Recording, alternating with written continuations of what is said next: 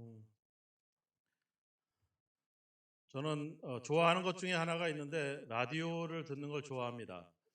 그 제가 이제 대학을 졸업하고 이제 20대 초반에 이제 탄광을 근무하면서 이제 그 지질 조사나 이런 것들 많이 나가기 때문에 혼자 뭐 산을 타거나 이럴 때가 많이 있어서 라디오를 항상 이제 동행해서, 그래서 오토바이 앞에다 라디오를 걸고 산악 오토바이를 타고 이제 산에 올라가서 조사를 하고 측량도 하고 그러죠. 근데 이제 문제는 채널이 안 잡혀요. 주로 이제 MBC를 많이 듣곤 했었는데 채널이 안 잡히니까 이제 그 채널 잡으려고 여기저기 다니죠. 근데 일은 여기서 해야 되는데 저기선 주파수가 안 잡혀. 저쪽 가서 주파수가 잡히니까 저쪽에다가 이제 해놓고, 처음에는 이어폰을 듣다가 이제는 안 되니까 이제 그 건전지 큰 거 들어가는 그 라디오를 사가지고 그걸 이제 저기 갖다가 크게 틀어놓고 이제 또 일을 합니다. 그래서 또 찌지직 거려요. 주파수가 아무래도 강원도가 안 잡히니까.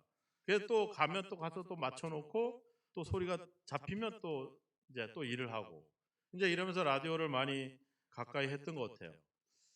어느 날은 이제 그 별이 빛나는 밤에 이제 엽서 갑자기 감동이 돼서 엽서를 써서 이제 그 이문세 씨한테 이제 엽서를 보냈더니 어느 날 그 이 엽서를 방송에 나온대. 그때는 미리 연락을 해주거든요. 그래서 직원들이 퇴근을 안 하고 밤 10시 넘도록 앉아가지고 뭐 교회를 안 다니는 분들이니까 막 술을 먹으면서, 자, 지금은 저 강원도 정선에 탄광에서 일하고 있는 한창규 씨가 보낸 사연이다. 와! 이제 한두 달 되니까 선물이 오더라고요. 맛있는 과자 세트가 왔는데 이제 그걸 또 먹고, 또 한 번은 이제 지금은 라디오 시대를 듣고 있는데 이제 이제 이게 사연을 얘기를 해요. 그날은 내 아내가 제일 무서울 때가 언젠가 하는 사연을 봤는데 한 10분 안에 사연을 써서 문자로 보내야 돼. 근데 이제 그 전날 제가 기억이 나서 이제 문자를 보냈어요. 그랬더니 이제 그 뭐 입상장 막 하고 맨 끝에 이제 대상을 발표를 하거든요. 자, 마지막 대상입니다. 5400님이 보내신 사연입니다. 막 감동이 되는 게, 근데 5400이 많잖아요, 번호가. 여러분들 한번 생각해 보세요. 즉흥적으로 내 아내, 내 남편이 제일 무서울 때가 언제가요? 생각나서 신금대 일사님? 언제? 그럴 때가 없을 줄 아는데. 욱할 때? 욱할 때. 예. 욱할 때 이래 보내면 사연이 발표가 될까? 안 되죠. 제가 사연이 대상을 받았어. 아내가 참외를 깎다가 참외 깎는 칼로 푹 찍어가지고 나한테 들이밀면서 먹으라고 할 때가 제일 무서웠다. 이게, 그러니까 다 발표를 하고 제가 문자를 늦게 보냈나 봐. 이거 마지막에 도착한 문자입니다. 이러면서 이제 발표를 했는데 제끼 발표가 된 거야. 와, 한 달 됐는데 디카 500만 화소 디카가 디지털 카메라가 온 거예요. 와, 90년대니까 얼마나 좋은 거예요. 야, 주파수를 맞춰서 재밌는 사연, 재밌는 삶의 이야기, 다양한 이야기들을 들으니까 그것도 감동이 되고 삶의 기쁨이 있고 선물인데, 아니 그걸 거기에 좀 반응을 보이니까 막 선물이 막 쏟아져 온 거죠. 막 여성시대에서는 막 이따만한 선물 세트도 받아가, 수건 세트도 받아가지고 지금도 쓰고 있어요. 오래됐는데 너무 좋아. 예. 그러니까 주파수를 맞히니까 좋은 이야기도 듣고 나중엔 선물도 받더라고요. 이게 우리 신앙에도 적용이 됩니다. 하나님께서 하는 이야기들을 우리가 주파수를 잘 맞춰서 그것이 하나님의 소리로 듣고 순종하게 되면 놀라운 은혜를 받게 되죠. 근데 문제는 이 주파수를 잘못 맞추면 어떻게 돼요? 다른 이야기를 듣게 됩니다. 그 주파수를 우리가 잘못해서 잘못 맞추면 사탄의 소리를 하나님의 소리로 들을 수도 있고, 또 내 안에서 나오는 소리의 주파수를 잘못 맞추면 그것을 마치 하나님의 소리로 듣는 문제들이 생기죠. 만약에 우리가 주파수가 그것을 잘못 맞춰서 사탄의 소리를 듣는다, 그러면 우리 삶에, 우리 인생에 치명적인 결과가 나올 수 있어요. 그래서 내가 내가 하는 생각, 내가 기도했는데 내가 받은 응답, 내가 뭔가를 하려고 뭔가 하는 계획들, 또 내가 하는 행동들, 과연 이것이 하나님께로부터 온 소리인지 또 하나님께로부터 비롯된 것인지를 우리는 잘 분별하는 것이 중요하죠. 잠언 14장 12절에 얘기하잖아요. 사람의 생각으로 어떤 길은 사람이 보기에는 바르지만 필경 사망의 길이다. 그래서 요한일서 4장 1절에 가보면 영을 다 믿지 말고 그 영들이 하나님께 속하였나 분별하라 이렇게 말하고 있죠. 그러니까 우리가 하는 행동, 우리가 하는 기도, 우리가 어떤 가지고 있는 계획들, 생각들 이런 것들이 하나님께로부터 온 것인지 또 하나님이 주시는 응답이고 하나님이 주시는 뜻인지를 우리는 분별하는 여러 가지 장치들을 가져야 된다라고 하는 겁니다. 오늘 베드로를 보세요. 예수님이 물어봤잖아요. 너희는 나를 누구라 하느냐? 베드로가 뭐라 그랬어요?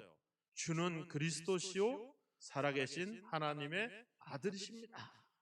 그때 예수님이 뭐라 그래요? 야 시몬아 너희가 복이 있구나. 그랬어요. 근데 얼마도 안 돼가지고 예수님이 나가 고난을 당하고 죽임을 당하고 그런 얘기를 했더니 베드로가 뭐라 그래요? 그런 일은 주님께 일어나서는 안 됩니다. 그때 주님이 뭐라 그래? 사탄아. 아니 불과 몇 분 전에는 네가 복이 있구나 이랬는데 이제는 사탄아 그러는 거야. 불과 얼마 되지 않은 시간에 우리의 생각이 이런 전혀 상반된 생각, 반대되는 생각으로 사로잡힐 수가 있다는 겁니다. 그것이 하나님의 소리가 아닌 사탄의 소리를 마치 하나님의 소리로 그렇게 판단할 수가 있다는 거죠. 이런 일들이 우리 생활 속에 일어납니다. 그래서 우리가 제대로 된 하나님의 소리를 들을 때 우리가 은혜를 얻고 바른 길을 갈 수 있겠지만 잘못된 소리를 듣게 되면 지금 베드로처럼 잘못된 판단, 잘못된 길을 갈 수가 있다는 겁니다. 그래서 내가 가진 생각, 내가 가진 계획들, 내가 하나님께 드리는 기도와 그 기도의 응답이 과연 하나님께서부터 온 것인지를 우리는 분별을 하는 여러 가지 어떤 방법들을 한번 이야기해 보려고 합니다. 몇 가지들을 이야기할 겁니다. 오늘도 이야기하고 다음 주도 이야기를 할 겁니다. 근데 그 이야기들이 다 맞아야 됩니다. 제가 이야기하는 것은 성경에서 그렇다라고 말하는 것이 아니라 성경의 여러 이야기들을 정리해 보니까 요 정도가 보편적으로 분명히 이것이 다 맞아 들어간다면 하나님의 뜻이다라고 판단이 돼서 말씀을 통해서 여러분들에게 설교를 하게 됩니다. 자, 하나님은 우리에게 말씀을 하죠. 하나님이 예수님을 보냈잖아요. 그죠? 이때쯤 보내야 되겠다. 또 아니면 요 정도 되면 세상이 요 정도 아주 광팍해져 있으니까 내가 내 아들을 보내야 되겠다. 하나님의 감정과 기본에 따라 보내지 않죠. 뭐를 기준으로 보냅니까? 바로 성경을 기준해서 보냅니다. 그래서 고린도서 15장에 가면 나오잖아요. 성경대로 죽으시고 성경대로 다시 살아나셨다. 하나님은 오직 말씀을 통해서 우리에게 말씀한다는 겁니다. 그러면 하나님의 뜻은 어디에 있겠어요? 바로 성경에 있겠죠. 그죠? 그러면 내가 가진 생각, 내가 가진 어떤 계획들, 그리고 내가 기도하고 하나님께 응답받는 그런 것들이 어디에 있겠어요? 성경 안에 있습니다. 그러니까 하나님의 뜻을 분별할 수 있는 가장 큰 방법은 바로 그것이 성경과 일치하는가. 이것이 하나의 중요한 기준이다라고 말할 수 있습니다. 성경은 이야기했잖아요. 이사야 40장에 푸른 마르고 꽃은 시드나 하나님의 말씀은 영영이 서리라. 천지는 없어지겠으나 하나님의 율법의 1.1핵은 없어지지 않고 다 이루리라. 세상은 변해요. 자, 세상의 유행도 변합니다. 그죠? 네. 제가 라디오도 이야기했지만 옛날에는 라디오를 들고 채널을 맞추고 돌려야 되지만 이제는 핸드폰으로 딱 치면 그냥 나옵니다. 네. 우리가 하는 병에 대한 치료도 다르죠. 그죠? 제가 목이 좀 안 좋아서 여러분들 설교를 듣기에 좀 불편해서 너무 죄송한데 한 이쪽에 병원에 이비인후과 가보니까 목이 건조해서 기침이 자주 난대요.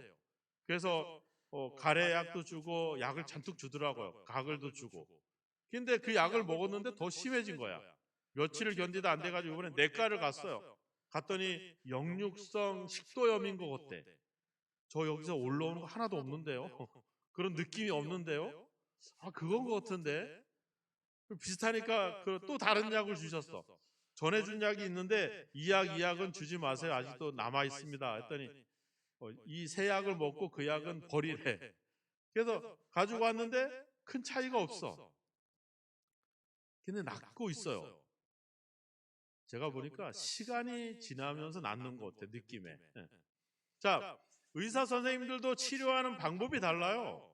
우리가 요즘 예전에 치료하던 방법과 요즘에 치료하는 방법이 다릅니다. 우리가 입는 옷도 다르잖아요, 그죠? 시대와 따라 상황에 따라 계속 바뀌어요. 우리가 가진 상식도 바뀌잖아요, 그죠? 가정에 대한 상식들, 자녀 교육에 대한 상식들, 이런 것들이 예전과 지금과 시대에 따라서 완전히 달라집니다. 과학도 달라지잖아요. 새로운 소재가 나오고 새로운 것들이 나오면서 예전 것들은 점점 사라집니다. 지금 뭐 전기차가 문제가 되지만 앞으로 전기차 시대가 될 거고 기존의 이런 연료 기관차들은 다 그런 기관들은 사라지겠죠, 점점. 점점 바뀌지만 뭐만 영원하다? 하나님의 말씀만. 그래서 하나님은 변하지 않는 그 말씀 속에서 우리에게 얘기하는 겁니다. 어느 날 성전세를 내야 됐어요. 성전세 돈이 없으니까 베드로한테 가서 뭐 하라 그랬어? 고기 잡으랬죠, 낚시해서. 물고기 입에서 나오는 동전으로 세금을 냅니다. 근데 어느 날 내가 기도해 보았더니 세금 낼 돈으로 헌금을 하래. 하나님의 응답일까요? 아닐까요? 아니 11시에 예배인데 저 신호등만 건너면 안 늦을 것 같아. 근데 신호등이 빨간불이야. 어떻게? 하나님은 빨리 저 신호 무시하고 빨리 11시 전에 도착해서 예배 드려라. 그럴까요? 안 그럴까요? 무단횡단하는 것이 하나님의 뜻일까요? 내 뜻일까요? 네, 내 뜻이라고 정답을 주시잖아요. 자, 우리가 고민해 볼 필요가 없어요. 하나님은 바울도 이야기했어요. 내가 복음을 전하지만 만약에 성경과 다른 이야기를 한다면 내 말을 듣지 마라. 갈라디아서 1장 8절에 가보면 우리나 혹 하늘로부터 온 천사라도 우리가 너희에게 전한 복음 외에 다른 복음을 전하면 저주를 받을지어다. 자기가 하는 말도 성경과 비교해서 잘못됐다면 듣지 마라 이렇게 얘기하는 거죠. 그래서 베레아 지역에 있는 성도들은 어떻게 했어요? 말씀을 듣고 그것이 그러한가 해서 날마다 성경을 상고했다. 말씀을 비춰서 그것을 판단했다는 겁니다. 자, 이단들이 우리 신앙을 유혹하는 유혹의 근거가 있어요. 그 근거가 뭘까요? 자기들이 하나님으로부터 계시를 받았다는 거예요. 하나님으로부터 특별한 계시를 받았다는 거예요. 이거는 어디도 누구도 알지 못하는 이야기라는 거야. 나만 알고 있다는 거야. 그래서 우리 교회 와야지, 나한테 와야지 그 이야기를 들을 수 있다는 거야. 그렇지만 그 자체가, 즉 성경 외에 다른 이야기들을 하는, 다른 계시를 이야기하는 것들은 다 이단이라고 하는 것입니다. 하나님은 우리 삶에 필요한 모든 이야기들을 이 성경에서 다 이야기를 하고 있습니다. 그래서 내가 가진 생각, 내가 받은 은혜, 내가 받은 기도의 응답들, 내가 가진 어떤 삶의 계획들, 이런 것들이 성경과 일치하는지 그렇지 않은지를 살펴봐야 되겠죠. 근데 여기서 문제가 생겨요. 우리가 성경을 모르면 어떻게 될까요? 다른 이야기를 듣게 되겠죠. 성경에다 주파수를 맞추지 않으면 우리는 다른 이야기, 거짓말에 속아 넘어갈 수밖에 없습니다. 성경한 말씀 오히려 반대로 우리가 성경을 알면 알수록 누구의 소리를 더 잘 듣게 될까요? 하나님의 소리를 더 잘 듣게 되겠죠. 그럼 우리의 삶도 더 풍성해지겠죠. 내가 가진 생각과 계획과 기도가 하나님의 말씀과 일치하는가 그렇지 않은가를 우리는 분별하는 것이 필요합니다. 주님은 성경은 이야기하자면 너희 안에 어떤 마음을 품어라? 그리스도 예수의 마음을 품어라. 그럼 우리는 누굴 닮아가게 될까요? 예수님을 닮아가게 되겠죠. 즉 하나님의 인도하심과 하나님의 뜻은 우리로 하여금 하나님을 닮아가게, 예수님을 닮아가게 만드는 겁니다. 그래서 갈라디아 4장에서 사도 바울이 내가 너희 속에 그리스도의 형상을 이루기까지 해산의 수고를 하노라 이렇게 고백하잖아요. 그러니까 우리가 예수님을 닮아가는 것이 하나님의 목적이에요. 그렇다고 하면 하나님의 뜻을 분별할 수 있는 방법은 나에게 일어난 이 일과 행동과 계획과 기도가 나로 하여금 예수님을 닮아가게 하는가, 이걸 통해서 우리가 분별할 수 있다 하는 것이죠. 야고보서 3장 14절에 가보면 너희 마음에 독한 시기와 다툼이 있으면 자랑하지 말라, 진리를 거슬려 거짓말하지 말라 이렇게 나옵니다. 하나님은 우리를 시기하게 만들고 질투하게 만들고 누군가에게 상처를 주게 만들지 않는다는 겁니다. 예수님처럼 누군가를 섬기고 사랑하게 만든다는 거죠. 내가 가진 생각과 내가 가진 삶의 계획과 내가 받은 기도의 은혜가 나로 하여금 다른 사람을 잘 섬기게 하는 예수님을 닮게 하는 것이라고 한다면 그것은 분명 하나님께로부터 온 것입니다. 하지만 그것이 시기와 질투와 고집과 아집으로 가면 그것은 사탄이나 아니면 내 안에서 일어난 일들이겠죠. 내가 누구를 정죄하고 상처를 주고 판단하는 이유는 뭐겠습니까? 결국 내가 가진 편견과 내 안에 있는 분노 때문에 그런 일들이 일어나게 되는 것이죠. 그건 하나님의 뜻이 아닙니다. 그건 하나님의 인도하심이 아니라고 하는 거죠. 그래서 야고보서 3장 17절에 위로부터 온 지혜는 성결하고 화평하고 양순하고 긍휼과 선한 열매가 가득하고 편벽과 거짓이 없다 이렇게 이야기를 하고 있습니다. 하나님은 우리를 통해서 조화롭게 살아갈 수 있도록 우리를 인도하는 것이지 다른 사람들을 상처를 주고 혼란하게 만드는 것을 원하지 않는다는 겁니다. 내가 하는 행동과 내가 가지는 믿음과 내가 하는 기도가 누군가와 이런 갈등과 판단과 정죄와 이런 것으로 가게 된다면, 나 누군가를 질투하는 것으로 가게 된다면 그건 하나님의 뜻이 아닙니다. 그것은 나의 욕심이고 내 편견이라고 하는 겁니다. 그래서 우리가 하나님의 우리 속에서 일어나는 생각, 내가 가지는 어떤 행동과 내가 앞으로 가지는 계획과 기도의 응답이 하나님의 뜻이라고 한다면 반드시 성경과 일치해야 될 것이고, 그것은 바로 우리를 예수님을 닮아가게 만들어야 된다는 겁니다. 그렇지 않다면 그것은 내 안에 아니면 다른 사탄이나 다른 유혹으로부터 들려오는 소리로 우리는 판단하면 될 것입니다. 자, 인생의 모든 해답을 알고 있는 사람이 있을까요?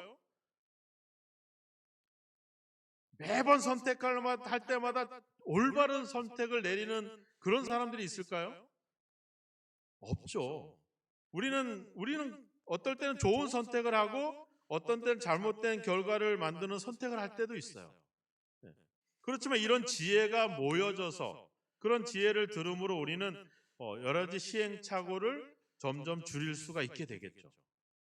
하나님은 하나님의 지혜를 우리 교회들에게 알게 했다라고 예배서 3장 10절에서 이야기하고 있습니다. 즉 하나님은 우리 교회의 믿음의 사람들을 통해서 각자 부족한 것들을 채워줄 수 있도록 서로 지혜를 나누고 서로 충고해주고 상담해줘서 그 필요를 채울 수 있도록 지혜를 우리에게 나눠줬다는 거예요. 즉 우리가 우리의 삶이 우리의 믿음이 벗어나지 않도록 우리를 도와주도록 교회와 가정과 이런 공동체가 있다는 겁니다. 그러면 내가 가진 생각과 행동과 기도의 어떤 응답들이 하나님의 뜻이고 하나님의 뜻이라면 나만 알까요? 다른 사람도 알겠죠, 그죠? 믿음의 사람들이라고 한다면 그들도 알 것입니다. 근데 그들이 인정해주지 않는다면, 나는 내가 이렇게 행동하고 내가 이런 생각을 갖고 내 기도가 이렇게 응답을 받고 내가 이런 꿈을 꿨는데, 그런데 사람들이 그래? 하면서 고민을 하지 않고 그거 개꿈이야, 그러면 어때요? 대부분 개꿈인 거예요. 자, 우리가 고민을 하고 있는데 몸이 아파요. 그럼 우리 얘기를 하죠. 목사님, 저 몸이 좀 안 좋아요. 기도해 주세요. 또 아니면 누군가에게 부탁을 하잖아요. 그죠? 네. 또 무슨 사고가 나거나 위험한 일이 생기면 또 우리는 도움을 청해요. 근데 뭔 투자를 하거나 뭔 이게 그런 걸 하려면 얘기를 안 해. 그죠? 보이시피싱을 당하잖아요. 왜 당해요? 얘기를 안 해. 혼자 당황하다가 당해요. 네. 제가 전에 목회를 하던 곳에 어느 집사님이 집을 고친다고 해서, 그래서 집을 새로 한다고 해서, 집사님 거기는 도로 바로 옆이라 집을 지을 수 없어요. 집을 허물었다가는 거기다 더 이상 허가가 나지 않습니다. 그래서 집을 리모델링을 해야 돼요. 리모델링을 했는데 이 오래된 집이니까 제대로 해야 되는데 계약서도 잘 하시고 하셔야 돼요. 근데 오늘 가봤더니 공사를 시작을 했더라고. 공사를 시작했는데 뭐 무슨 버스 운전을 하던 분이 갑자기 건설회사 공사를 차려서 거기서 그 사람이 일을 한대. 너무 우려가 되는 거죠. 근데 시작한 일을 어떻게 해? 제가 뭐라 할 수도 없고. 나중에는 8천만 원이 들었대. 저희가 시골 그 사택을 보셨지만 8,500에 집을 줬거든요. 그럼 8,500에 3천만 원, 30평 집을 줬으면 그 집은 20평도 안 되니까 8천만 원이면 충분히 지을 수도 있잖아요. 그죠? 근데 옛날 집을 헐고 그냥 그 지붕에 그렇게 하신 거죠. 근데 어느 날 가니까 비가 새고 창으로 빗물이 들이차고 보수를 해달라 했더니 그분이 또 얼른 사라져 버렸어. 시공한 사람은. 제가 올라가서 실리콘 싸주고 뭐 이렇게 해서 또 임시 수리를 하고. 오늘 또 목사님 저 땅을 샀어요. 그 땅을 샀대요. 어디요? 그 전에 제가 하던 밭을 샀대요. 그 밭이 다 돌밭이거든요. 고속도로 옆이에요. 집을 지을 수가 없어요. 법적으로. 그냥 내가 붙였던 땅이고 얼마 30만 원 주셨대. 몇 달 전에 그 집사님 한 분이 그 앞에 있는 그 평지 논을 7만 원에 샀다는데 이분은 왜 산에 30만 원을 샀냐 하는 거야. 제가 전에 그랬어요. 집을 지으려면 거기다 짓지 말고 그 집은 그 뒤에 있는 사람이 살기를 원하는 그분한테 팔고 그 동네 중앙에 한 100평짜리 땅이 나왔거든요. 20만 원도 안 됐어요. 그거 사가지고 거기다 지으세요. 그러면 살기도 좋고 동네 중앙이 얼마나 좋아요. 근데 다 물어보죠. 시시콜콜하게 삶의 문제들을 늘 기도해달라고 얘기하시는데 결과적으로는 그걸 얘기를 안 하신 거예요. 그래서 한 3억 정도가 확 이제 뭐 날아간 건 아니고 뭐 지금은 잘 살고 계시니까 너무 다행이다 생각이 드는데 그런 얘기를 왜 안 하냐고 목사한테. 예. 아프고 병들고 힘들 때는 요청하는데 왜 그 돈 버는 일들은 나한테 얘기를 안 하냐고. 얘기하세요. 예? 왜? 하나님이 모든 지혜를 우리 믿음의 사람들에게 다 나눠줬어요. 근데 우리가 그걸 다 선택할 수 있고 다 결정할 수 있는 지혜가 없기 때문에 지혜를 나누는 거예요. 근데 우리가 왜 다른 사람들한테 그런 얘기들은 못할까요? 거기에는 우리의 욕심이 있기 때문에 그렇잖아요. 그죠? 또 좋은 투자처가 있으면 나만 벌어야지 다른 사람 벌면 안 되잖아. 여러분 막 좋은 투자처 있다고 막 홍보가 날라오잖아요. 믿지 마세요. 왜? 좋은 거 있으면 지들이 다 했지 왜 그 좋은 걸 남들 주겠어. 그들이 예수 믿는 사람들이 아니에요. 세상 사람들이 좋은 거 있다고 투자처 있다고 시골에 가보세요. 현수막이 많이 붙어 있어요. 계곡에 물이 깨끗하고 살기 좋고 공기 좋은 곳에 집이 있습니다. 이 집을 사세요. 왜 현수막을 달아? 그래 좋은 집이면. 벌써 팔렸겠지. 안 팔리니까 홍보하는 거 아니에요? 그죠? 네. 뭐 팔기 전에 홍보할 수도 있겠지만 대부분은 그렇지 않아요. 왜냐하면 하나님으로부터 온 거는 내 욕심과 내 이기주의로 온 거 아니잖아요. 그죠? 베풀고 나누고 섬기도록 온 거기 때문에 그런 것들은 우리가 이야기할 수 있는데 나를 위한 거는 누군가에게 얘기할 수 없어. 내가 이 고민이 있는데 이게 하나님의 뜻인지 아닌지 잘 모르겠는데 누군가한테 물어보려고 하는데 내 마음에 자꾸 거리껴. 그러면 그 자체는 이미 하나님으로부터 온 게 아닙니다. 그건 내 욕심으로부터 세상의 유혹으로부터 오는 거죠. 하나님으로부터 오는 것은 하나님의 사람들과 이야기하게 만든다는 겁니다. 그런 것이 우리에게 중요합니다. 잠언 11장 9절에 가보면 의인은 그 지식으로 말미암아 구원을 얻느니라 이렇게 나와요. 근데 그 지식이라고 하는 말은 다른 친구들이 이야기해주는 좋은 이야기가 아니라 바로 하나님을 경외하는 사람들이 살아왔던 그 믿음의 지식을 이야기하는 겁니다. 완벽한 사람은 없죠. 그렇지만 하나님으로부터 지혜를 얻기 위해서 열심히 믿음으로 살아왔던 신실한 사람들, 그 사람들의 그 이야기가 우리를 구원한다는 이야기야. 그러니까 다른 사람들의 이야기, 다른 사람들의 충고가 나의 시간과 재물과 나의 실수와 실패와 위험으로부터 나를 건져준다는 거죠. 우리가 보이스피싱 했죠. 저도 전에 문자가 왔어. 아빠, 나 액정이 깨져가지고 내 핸드폰이 안 돼서 다른 사람 핸드폰으로 보내는데 빨리 핸드폰을 해야 될 것 같아. 이 계좌로 돈을 보내줘. 얼마를 보내줄까? 했더니 일단 한 90만 원인가 보내달래요. 그래서 내가 문자를 보냈어. 우리가 자주 쓰는 우리 가족 계좌에다 보냈으니까 거기서 찾아서 써.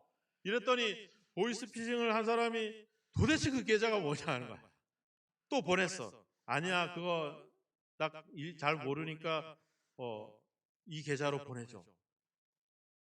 너 며칠 전에 거기 찾아가 그 계좌로 돈 뺐잖아. 거기서 하면 돼. 그랬더니 그 다음엔 연락이 안 오더라고요. 자, 이게 당황한 일들이 생기면 어때요? 우리 좋은 속담 있잖아요. 급할수록 돌아가라. 돌다리도 두드려라. 우리가 이런 고민이 있는 문제들을 가지고 우리 믿음의 사람들에게 또 목회자들도 있잖아요. 이야기를 해보는 거죠. 이런 이야기들, 이런 고민들이 있는데 이런 은혜가 있는데 이게 하나님께서 주시는 은혜인지 잘 아리까리합니다. 이런 이야기들을 좀 나누면 되죠. 문제는 뭐예요? 우리가 그런 성숙한 믿음의 사람들을 곁에다 두고 있지 못하는 문제. 때는 우리가 그 사람들의 이야기를 귀담아 듣지 못하는 문제들, 이런 것들이 우리로 하여금 잘못된 길을 가도록 한다는 겁니다.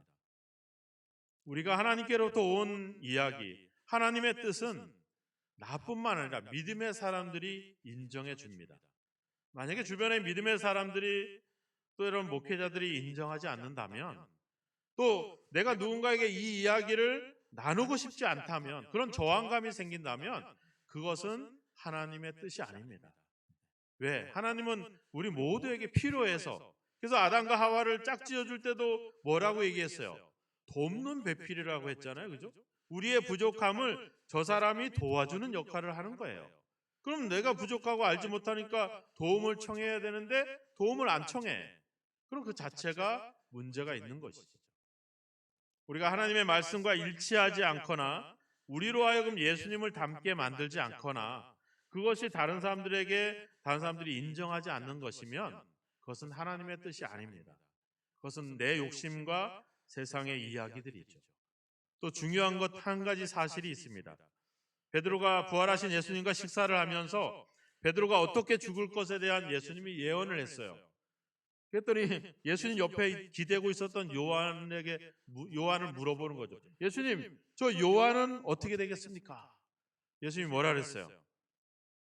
내가 올 때까지 얘를 살려둔다고 해도 그것이 너와 무슨 상관이냐? 무슨 얘기입니까? 너는 너의 일에 힘쓰라고 하는 거예요.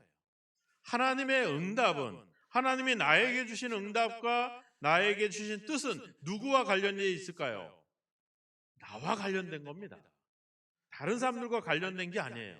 나에 대한 삶과 내 삶에 대한 책임 있는 행동을 위해서 하나님이 나에게 은혜를 주시고 그 뜻을 주고 있다라고 하는 겁니다. 근데 오늘날 우리는 보세요. 우리보다 다른 사람들의 이야기에 대한 이야기들이 더 귀 기울이게 되죠.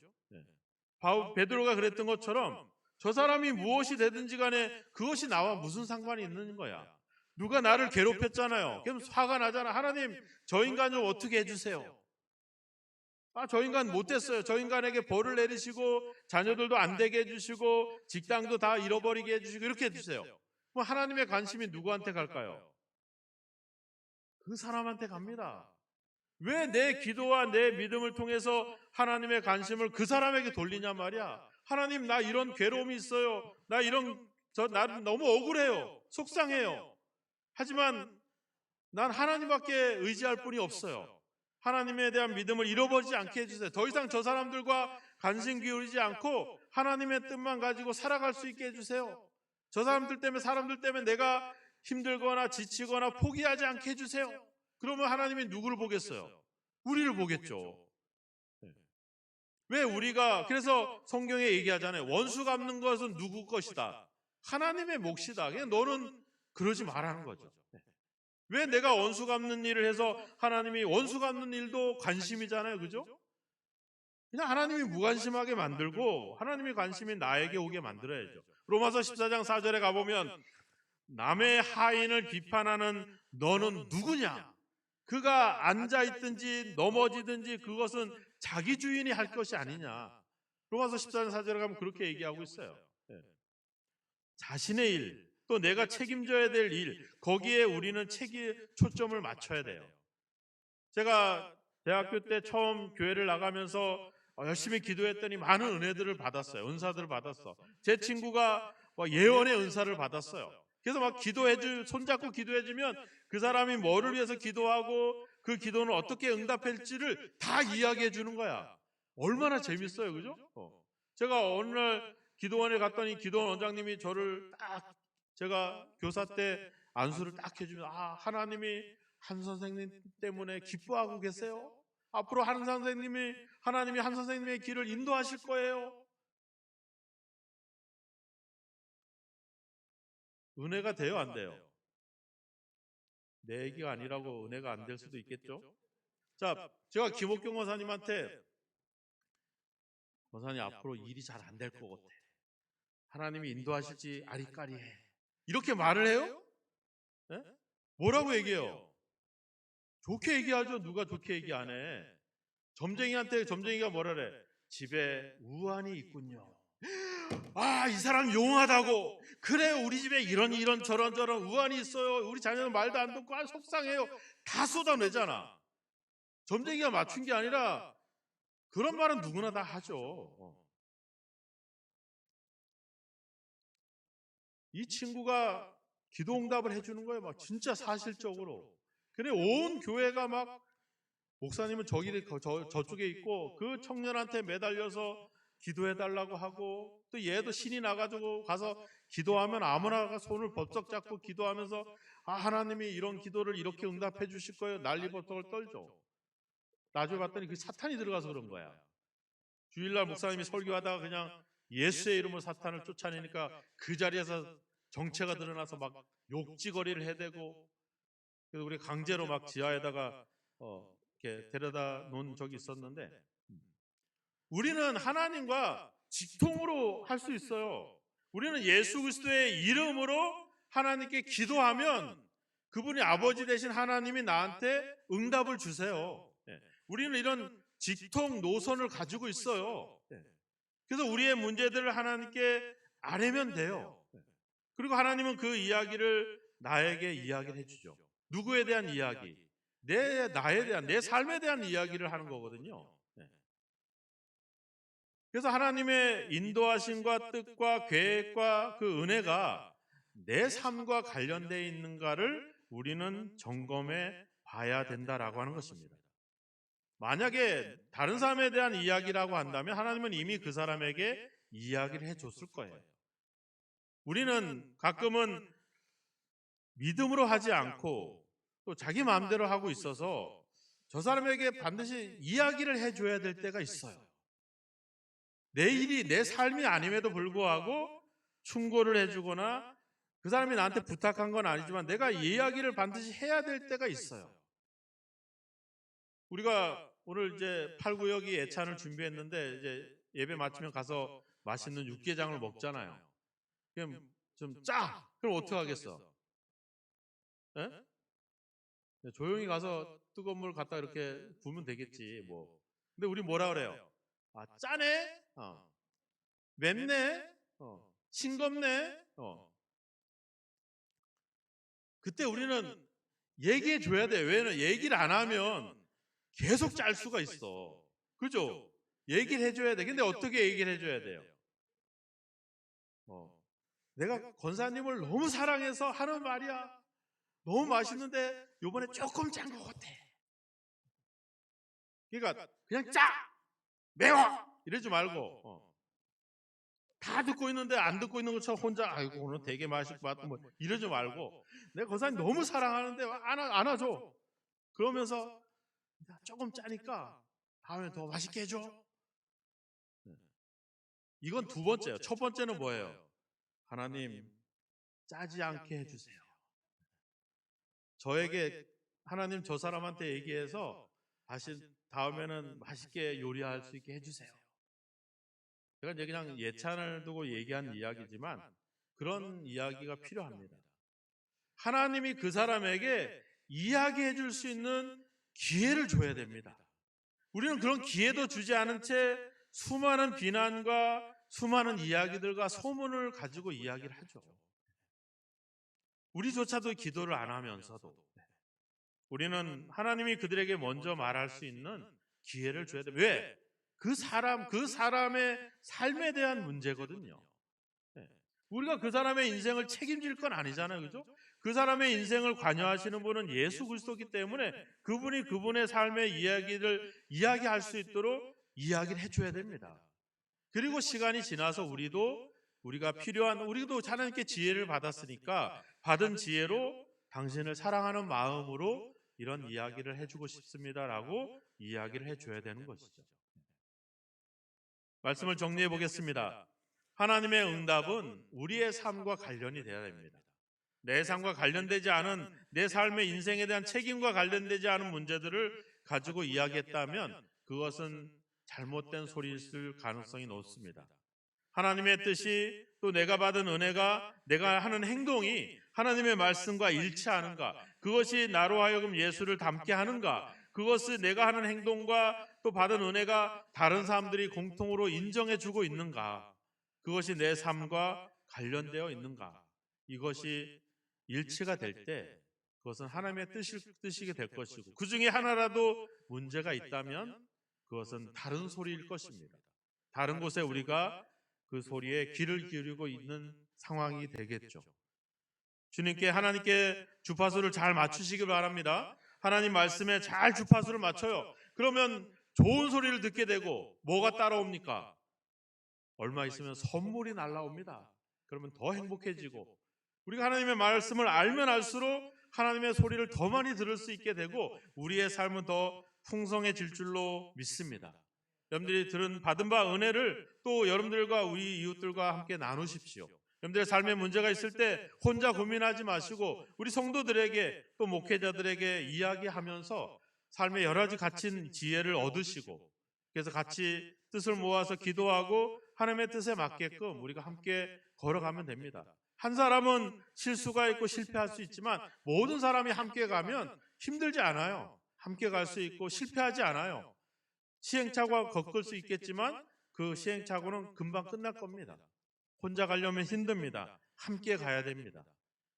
하나님의 뜻을 잘 분별해서 또 하나님의부터 은혜를 받고 또 여러분들의 삶이 더 행복해지기를 주님의 이름으로 축원합니다. 기도하겠습니다. 하나님, 우리는 삶의 지혜가 부족합니다. 인생을 오랫동안 살아왔지만 매번 우리가 부딪히는 문제들은 새로운 문제들을 부딪히게 됩니다. 그럴 때마다 고민하며 걱정합니다. 또 하나님께 기도하고 하나님께 은혜를 받지만 그것이 하나님의 은혜인지 유혹인지 잘 모를 때가 많습니다. 하나님, 그럴 때 우리가 하나님의 말씀을 펼치게 하시고 하나님 아버지 덮어놓고 믿지 않고 말씀을 펴서 말씀과 일치하는지를 점검하게 하시고 또 믿음의 사람들과 아버지와 소통하고 이야기하면서 삶의 문제를 나누게 하시고 그것이 우리로 하여금 예수님을 닮아가도록 하고자 하는 하나님의 계획인 것을 발견하게 하시며 다른 사람들의 이야기, 다른 사람들의 삶보다는 먼저 내 삶과 내 인생에 대한 책임에 좀 더 집중하게 하셔서 우리 일에, 우리에게 맡겨진 일에 좀 더 힘쓸 수 있는 저희들이 되게 하여 주옵소서. 이번 한 주간 우리 성도들이 하나님을 향해서 주파수를 맞출 때 성령의 소리를 듣게 하시고 하나님으로부터 풍성한 은혜를 받는 아버지의 삶의 은혜가 넘치도록 주여 우리와 함께하여 주시고 삶의 분별력을 허락하여 주옵소서. 예수님의 이름으로 기도하옵나이다. 아멘.